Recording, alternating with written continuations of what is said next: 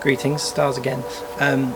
It's not 1 AM this time, it's about 11 o'clock at night. Having a 1 month old is taking its toll, so no 3 AM finishes tonight, nice early one.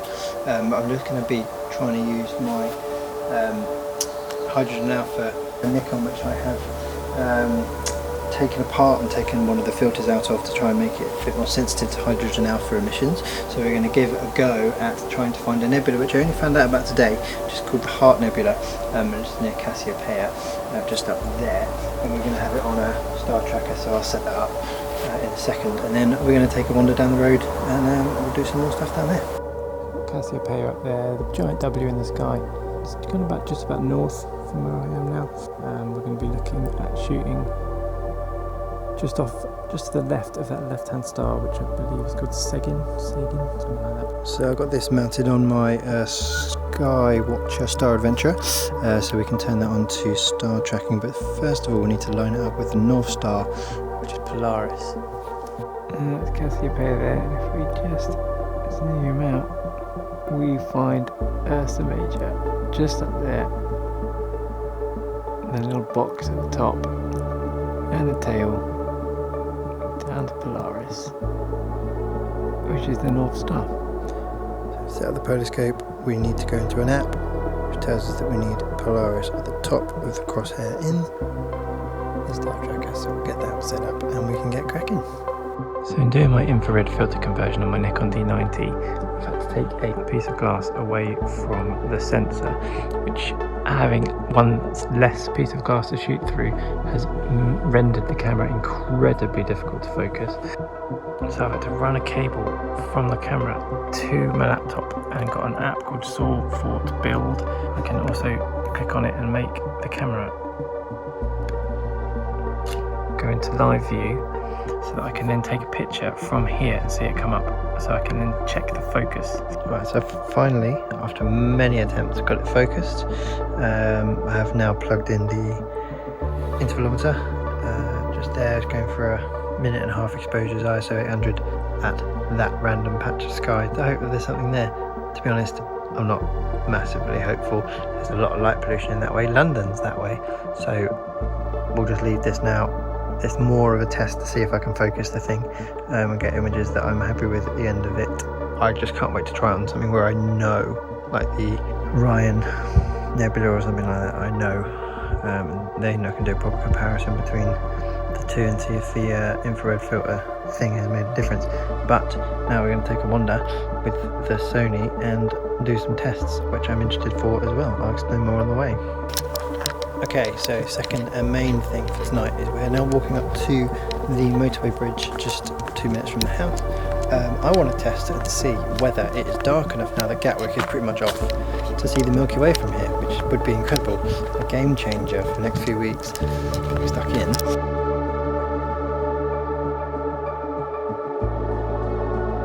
Just casually standing on a motorway bridge, and the first image is in. It's just checking to see if we can see cool light trails. Happy with that. Oh, you know what? There's a little bit of Milky Way up there.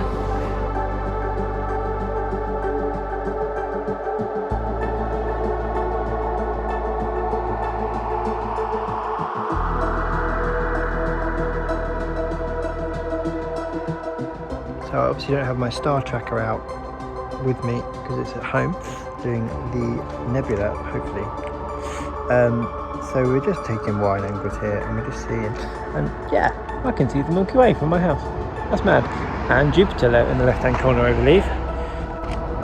So the last thing I want to try tonight is I have a Samyang 14mm f2.8 prime lens, which I love. I've got some really cool pictures with it when we were in America last year.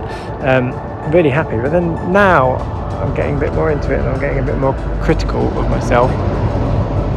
I've noticed that in the corners of some of those images it just wasn't very sharp at 2.8, and I've got a hunch that if I stop it down to f4 that I can get the stars in around the edges a lot cleaner, but there obviously is a bit of an offset with the ISO and the grain and the noise, so I'm just going to do a few tests, line them up side by side and see which one I like best.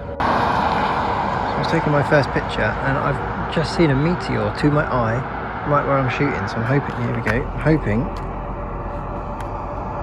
yes, oh, that's ridiculous, meteor right there. Just doing a silly little focus test and managed to get a meteor straight in the middle of the shot. That is incredibly lucky. Blessing.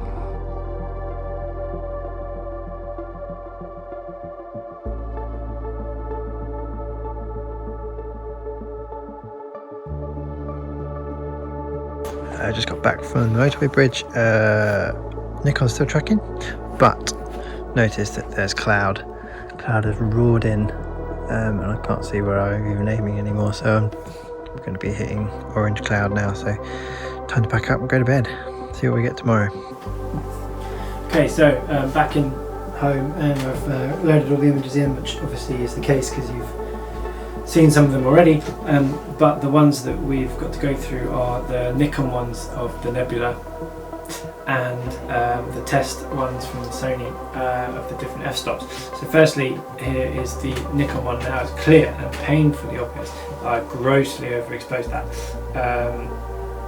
That's just me being bad. So bring that down a lot. So yeah, by a lot. It's not good. But anyway, that's just me.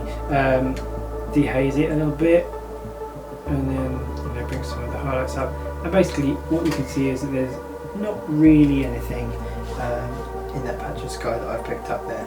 I've had the saturation up a little bit. You can see down here a little bit of red, a little bit of pinks. Now I don't know whether that's to do with the nebula being there or if it's just light pollution from London or whatever. But I do quite like the stars here. So you've got some oranges and you've got some whites and you've got some blues. I quite like that. So I think this camera does show promise. It's not the sharpest when it goes in. That's just because the focus is so difficult to do. So that's a potential issue. But as a nice wide, I think that maybe we can get something quite cool with that. So there's promise there. Obviously didn't get what I wanted, but that's what it is. I'm going to say, just for fun, that's a nebula. This red down there and a bit more down there. Yes, yeah, we'll go with that. Even though it didn't. Right, so we go to the Sony ones, and here is the first one we took at 14mm f2.8, 13 seconds at 1600 ISO. The initial one I took with the comet in there was great, love that photo, but the stars were trailing ever so slightly, so I decided to drop the shutter speed down to 13 seconds and up the ISO a tiny bit. But this isn't about the overall quality of the image, it's about seeing if we can get round stars across the whole board. So if we look in the middle of the stars, although not completely sharp, it was a little bit windy, are relatively round. That's pretty cool. And if we look on the edge, yeah, they are not. They are elongated slightly just because of the distortion of the lens at f2.8. Same on this side here, a little bit distorted. So the next image we got was at f4.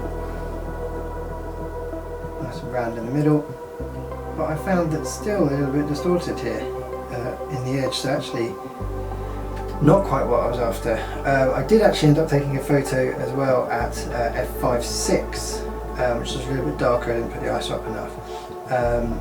Nice and round in the middle, and a little bit rounder at the edges. Not completely, but more so.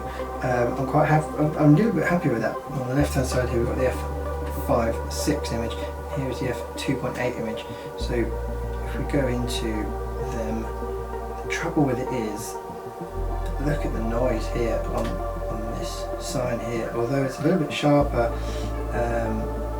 in the stars in the corner, a little bit rounder, a little bit less round and more smudgy. Look at the grain, look at the noise, and to combat that, that's going to be quite an aggressive noise reduction.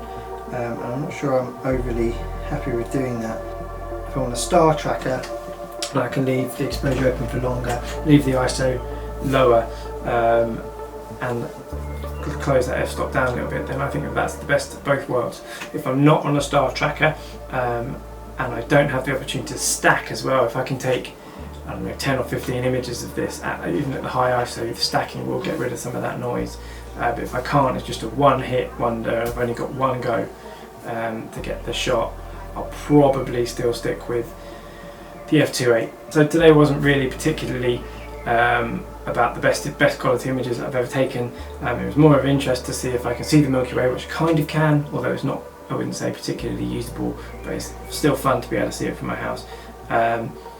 Trying with the Nikon to get it at least focused, which I'm relatively happy with that focus. It's not pin sharp, but it's an old camera. That lens isn't particularly sharp anyway, and I'm quite happy with that. I think I could get some quite funky stuff with that. With the sharpness test, the difference between f2.8 and f4 wasn't massive, so I don't think there's that much of a benefit there. If I'm going to drop it down to f5.6 or more, then yeah, I think it could be a real benefit. And if you could drop it down to f9, f11 or something, I think you could get a really sharp image, but then you're going to have to leave that exposure open for longer. Yeah, it's something to think about. But yeah, overall it was good fun, and it's all about using my gear more. The more that you use your gear, the more you look at your lenses and the sharpnesses, the different f-stops and different shutter speeds. It's all useful. So it's been, although I haven't come up with amazing images that I'm really happy with, I've been really happy with the other night and how it went really well from what I wanted to try. So yeah, positive. So I hope that was useful, and just for fun, I'll want to see that meteor again because I can't believe I got that.